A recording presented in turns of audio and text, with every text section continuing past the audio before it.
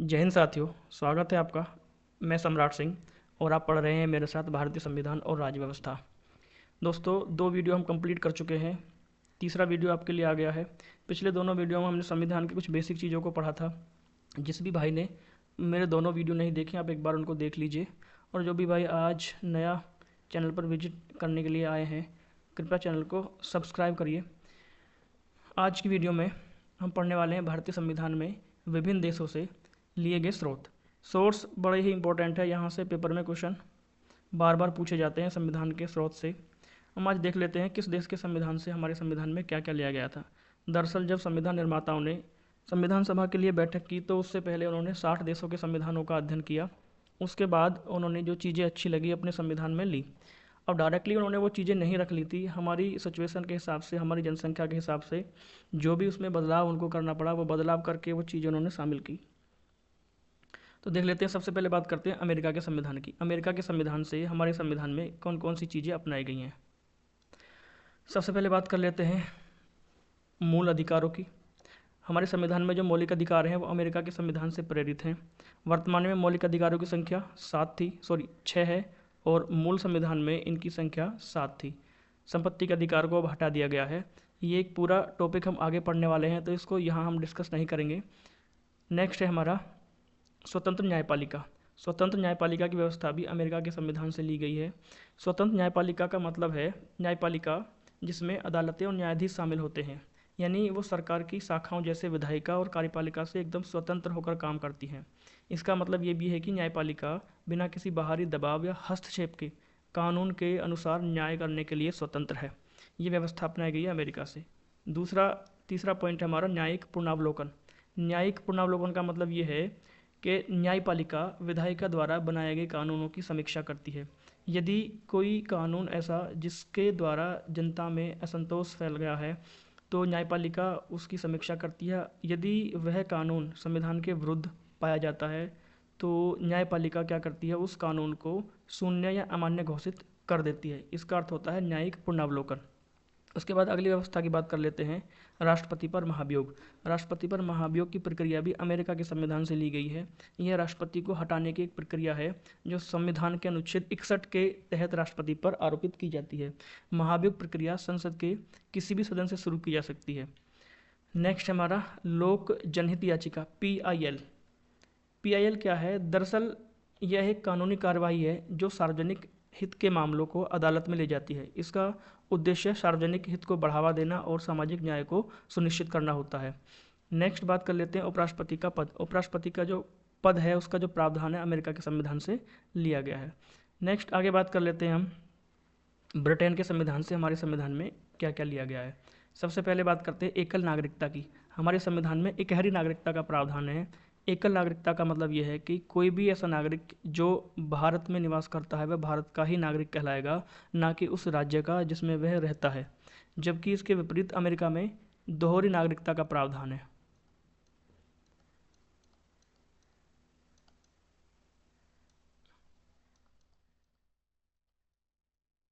America में दोहरी नागरिकता का प्रावधान है। हमारे देश इंडिया में एकल नागरिकता का प्रावधान है। दूसरी बात संसदीय शासन प्रणाली। संसदीय शासन प्रणाली का मतलब ये है कि भारत में संसदीय व्यवस्था को अपनाया गया है। संसदीय व्यवस्था यानी लोकसभा और राज्यसभा, विधायिका। नेक्स्ट बात कर लेते हैं हम विधि निर्माण प्रक्रिया। विधि निर्माण प्रक्रिया का मतलब ये है कि कानून बनाते समय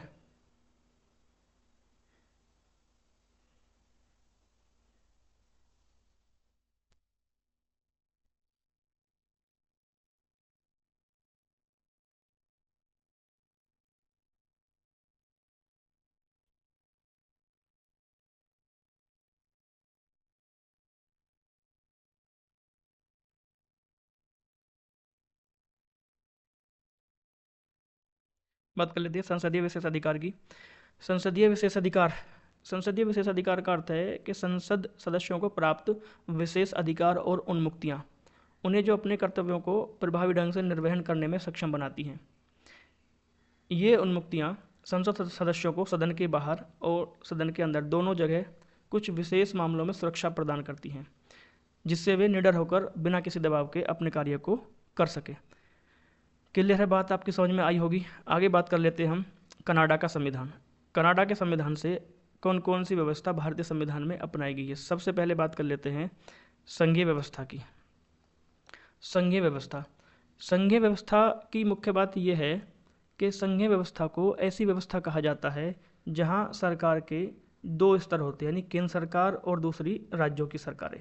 यहाँ शक्तियों का विभाजन केंद्र और राज्यों के बीच होता है, तो ऐसी व्यवस्था को संघीय व्यवस्था कहा जाता है।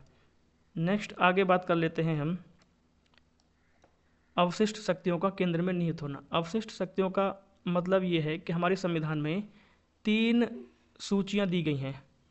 3 सूचियों का प्रावधान हमारे संविधान में किया गया है। नंबर 1 संघ सूची,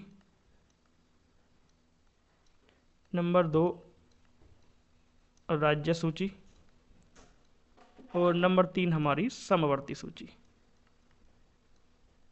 समवर्ती सूची, ये 3 सूचियां हैं। संघ सूची में ऐसे विषयों को शामिल किया गया जिन पर कानून केंद्र सरकार बनाती है, और राज्य सूची में ऐसे विषय हैं जिन पर कानून राज्य सरकार बनाती है, लेकिन कुछ विशेष परिस्थितियों में केंद्र सरकार भी राज्य सूची के विषयों पर कानून बनाती है। और तीसरी जो सूची है वो है समवर्ती सूची। समवर्ती सूची का मतलब यह है कि ऐसे कुछ विषय हैं जिन पर केंद्र सरकार भी कानून बना सकती है और राज्य सरकार भी अपना कानून बना सकती है। तो ये सारे विषय इन तीनों सूचियों में निहित हैं, लेकिन कुछ विषय ऐसे होते हैं जिनका उल्लेख इन तीनों में से किसी में भी नहीं किया गया, तो ऐसे विषयों को बोलते हैं अवशिष्ट विषय, यानी इन पर कानून बनाने का जो अधिकार होता है वो केंद्र सरकार को दिया गया, यानी संसद के पास है। नेक्स्ट है हमारा राज्यों में राज्यपालों की नियुक्ति, यानी कनाडा से एक व्यवस्था ये भी ली गई है कि हमारे राज्यों में राज्यपालों की नियुक्ति जो होगी वो केंद्र सरकार यानी राष्ट्रपति के द्वारा ही की जाती है, और वो राष्ट्रपति के अभिकर्ता के रूप में ही कार्य करता है। अगली जो व्यवस्था है वह उच्चतम न्यायालय का परामर्शी होना। उच्चतम न्यायालय का परामर्शी होना यानी जो हमारा सर्वोच्च न्यायालय है वो निचली अदालतों और उच्च न्यायालय को परामर्श देने का अधिकार रखता है। यदि कानून के किसी मामले में निचली अदालत या कोई संवैधानिक निकाय जैसे उच्च न्यायालय से सहायता या सलाह मांगता है तो इसे सर्वोच्च न्यायालय सलाहकार क्षेत्राधिकार के रूप में जाना जाता है। कुछ विशेष परिस्थितियों में राष्ट्रपति भी सर्वोच्च न्यायालय से सलाह मांग सकता है। नेक्स्ट बात कर लेते हैं आगे फ्रांस की। जो फ्रांस है वहाँ से अपनाई गई है गणतंत्रात्मक व्यवस्था। गणतंत्रात्मक व्यवस्था, गणतंत्रात्मक व्यवस्था का मतलब क्या है? इसका अर्थ ये है कि भारत की जो शासन प्रणाली है वह एक संप्रभु निकाय है। इसका मतलब यह है कि यहाँ की जो शक्ति है, जो संप्रभुता जिसको हम सर्वोच्च शक्ति बोलते हैं, वो भारत की जनता में निहित है। और यहाँ सरकार का जो प्रमुख होता है, जो सरकार का सर्वोच्च नेता होता है, वह वंशानुगत नहीं होता है, वह जनता के द्वारा चुना जाता है। इसी व्यवस्था को गणतंत्रात्मक व्यवस्था कहा जाता है। नेक्स्ट आगे बात कर लेते हैं हम आयरलैंड के संविधान की। आयरलैंड के संविधान से हमारे संविधान में कौन कौन सी चीज़ें लेंगी। सबसे पहले बात करते हैं राष्ट्रपति की निर्वाचन प्रक्रिया या राष्ट्रपति की निर्वाचन प्रणाली। राष्ट्रपति की निर्वाचन प्रणाली होती है एकल संक्रमणीय आनुपातिक मत पद्धति द्वारा। यह एक गुप्त मतदान प्रक्रिया है। इसमें आम जनता वोट नहीं करती, यानी हमारे द्वारा चुने गए सांसद और विधायक इस चुनाव में वोट करते हैं। नेक्स्ट बात कर लेते हैं हम राज्य के नीति निर्देशक तत्व। राज्य के नीति निर्देशक तत्व आयरलैंड के संविधान से लिए गए। इनका उल्लेख संविधान के भाग 4 में किया गया है और अनुच्छेद 36 से 51 तक इनको हम पढ़ेंगे। नेक्स्ट आगे बात कर लेते हैं दक्षिण अफ्रीका। दक्षिण अफ्रीका के संविधान से क्या क्या लिया गया? सबसे पहले बात कर लेते हैं संविधान संशोधन प्रक्रिया की। दक्षिण अफ्रीका से संविधान संशोधन प्रक्रिया को अपनाया गया है। दरअसल हमारे संविधान में 3 प्रकार से संशोधन किया जा सकता है, जिसको हम कह सकते हैं साधारण बहुमत द्वारा, विशेष बहुमत द्वारा और विशेष बहुमत प्लस आधे से अधिक राज्यों का अनुमोदन। तो 3 प्रकार के संशोधन हमारे संविधान में हैं। नंबर 1 साधारण बहुमत को थोड़ा समझ लेते हैं। साधारण बहुमत का मतलब यह है संसद के दोनों सदनों में उपस्थित और मतदान करने वाले सदस्यों के साधारण बहुमत से कुछ प्रावधानों में संशोधन किया जा सकता है। वहीं विशेष बहुमत में अगर देखा जाए तो संसद के दोनों सदनों में उपस्थित और मतदान करने वाले सदस्यों के 2/3 बहुमत से कुछ प्रावधानों में संशोधन हो सकता है, तो इसको बोलते हैं विशेष बहुमत। एक विशेष बहुमत प्लस विशेष बहुमत भी होता है, जिसको हम बोलते हैं तीसरे प्रकार का संशोधन। इसमें क्या होता है, संसद के दोनों सदनों में उपस्थित और मतदान करने वाले सदस्यों के 2/3 बहुमत के साथ साथ आधे से अधिक राज्य विधानमंडलों की साधारण बहुमत से अनुमति भी आवश्यक है। ये एक विशेष परिस्थितियों में किया जाता है, जैसे जो जीएसटी संशोधन हुआ था, जीएसटी लागू करने के लिए, वो इसी तीसरे प्रकार का संशोधन था। ठीक है, या ऐसा कोई संशोधन जो संविधान के बेसिक स्ट्रक्चर यानी मूल ढांचे में बदलाव करता हो, ऐसे सभी संशोधन इस तीसरे प्रकार की संशोधन प्रक्रिया से की जाते हैं। उम्मीद है बात क्लियर हुई होगी। आगे बात कर लेते हैं राज्यसभा में सदस्यों का निर्वाचन। राज्यसभा में सदस्यों का निर्वाचन कैसे होता है, ये प्रक्रिया दक्षिण अफ्रीका से अपनाई गई है। चलिए नेक्स्ट आगे देख लेते हैं हम। सबसे पहले आपको एक बात कहना चाहूँगा, आपको जो वीडियो है वो थोड़ा शॉर्ट ही मिलेंगी, क्योंकि मुझे लिमिटेड ही टाइम मिलता है। कारण यह है कि 10 से 6 मेरी जॉब होती है, उसके बाद ही जब मैं फ्री होता हूँ तो लेक्चर रिकॉर्ड करता हूँ और फिर उसको अपलोड करता हूँ। इसलिए आपको छोटे छोटे वीडियो पढ़ने में दिक्कत भी नहीं होगी और मुझे कंटेंट तैयार करने में टाइम भी कम लगता है उसका।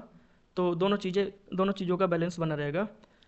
नेक्स्ट हम बात कर लेते हैं आगे, सोवियत संघ, रूस यानी रसिया से हमारे संविधान में कौन कौन सी चीज़ें ली गई हैं। यहाँ से सबसे पहले बात करते हैं मौलिक कर्तव्यों की। हमारे संविधान में जो मौलिक कर्तव्यों का प्रावधान है वो रूस से लिया गया है, फंडामेंटल ड्यूटीज।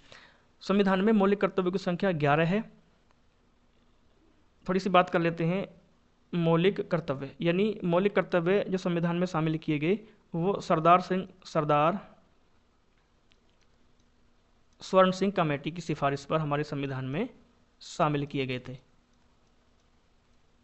जब ये शामिल हुए वर्ष 1976 में, तो इनकी संख्या 10 थी। वर्ष 1976 में इनकी संख्या 10 थी, लेकिन 11वां जो मौलिक कर्तव्य है वो 2002 में जोड़ा गया। 86वां संविधान संशोधन 2002।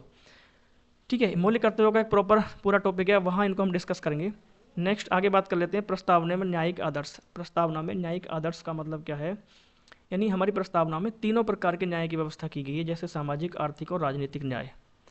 आगे आयरलैंड का संविधान यानी ये 2 बार सारी चीज़ें आ गई हैं, हमने पिछली स्लाइड में इसको पढ़ लिया है आयरलैंड का संविधान, तो यहाँ इसको छोड़ देते हैं। और आयरलैंड के संविधान से एक चीज़ और ली गई थी, राज्य के नीति निर्देशक तत्व यानी DPSP, इनको शॉर्ट में बोल देते हैं DPSP, directive principle of state policy. ये हमारे संविधान में आयरलैंड के संविधान से लिए गए। इनका उल्लेख भी संविधान के भाग 4 में किया गया है। नेक्स्ट आगे बात कर लेते हैं जर्मनी का संविधान। जर्मनी के संविधान से हमारे संविधान में आपातकालीन उपबंध लिए गए हैं। आपातकालीन उपबंध यानी आर्टिकल, अगर मैं बात करूं, हमारे संविधान में 3 प्रकार के आपातकाल का उल्लेख है। आर्टिकल 352 में, आर्टिकल 356 में और आर्टिकल 360 में। इसको बोलते हैं हम राष्ट्रीय आपातकाल, नेशनल इमरजेंसी, राज्य आपातकाल जिसको राष्ट्रपति शासन ही बोलते हैं, और ये होता है फाइनेंशियल इमरजेंसी। ठीक है, तो राष्ट्रीय आपातकाल 3 बार लगा है, राज्य आपातकाल राज्यों में लगता रहता है, और जो हमारा फाइनेंशियल इमरजेंसी है, वित्तीय आपातकाल है, इसकी घोषणा हमारे देश में अभी तक नहीं की गई है। नेक्स्ट बात कर लेते हैं जापान। जापान के संविधान से कौन कौन सी चीज़ें ली गई हैं। सबसे पहले लिया गया है विधि द्वारा स्थापित प्रक्रिया। जापान के संविधान से विधि द्वारा स्थापित प्रक्रिया को अपनाया गया है।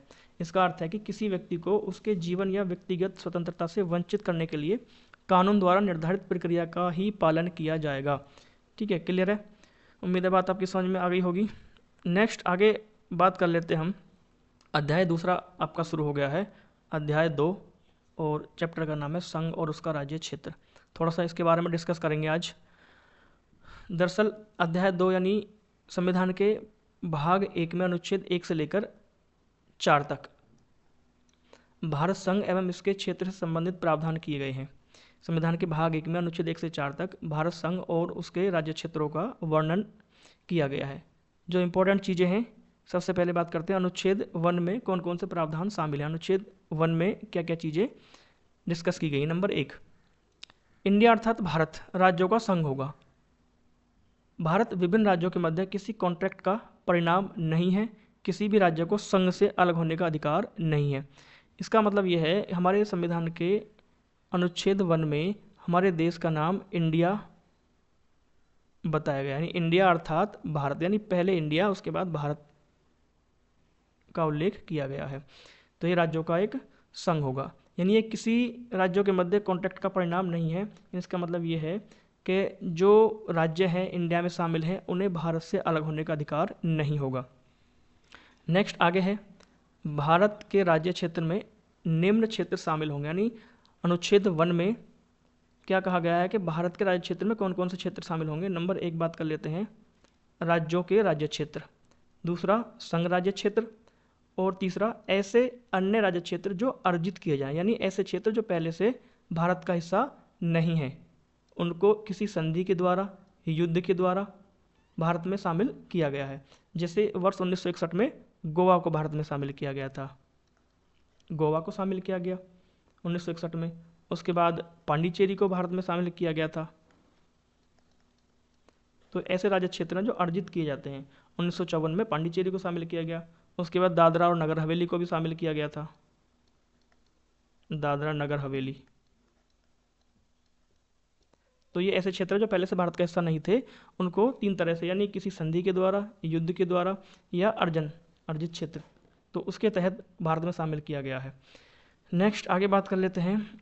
वर्तमान में भारत में 28 राज्य और 8 केंद्र शासित प्रदेश हैं। हमारे देश में 28 राज्य हैं और 8 केंद्र शासित प्रदेश हैं। सबसे नया केंद्र शासित प्रदेश कौन सा है? जम्मू कश्मीर और लद्दाख। इनको 2019 में केंद्र शासित प्रदेश घोषित किया गया। उसके बाद लास्ट 1 पॉइंट बचा है, इसको डिस्कस करते हैं। संविधान के अनुच्छेद 1 में देश का नाम इंडिया अर्थात भारत है। हमारे देश का नाम इंडिया अर्थात भारत है। ठीक है, तो आज की क्लास में इतना ही है साथियों। उम्मीद है आपको वीडियो अच्छा लगा होगा। अगर अच्छा लगा है तो आप चैनल को सब्सक्राइब और शेयर कर दीजिए। ठीक है, मिलते हैं नेक्स्ट वीडियो में। तब तक के लिए धन्यवाद। शुभ दिन।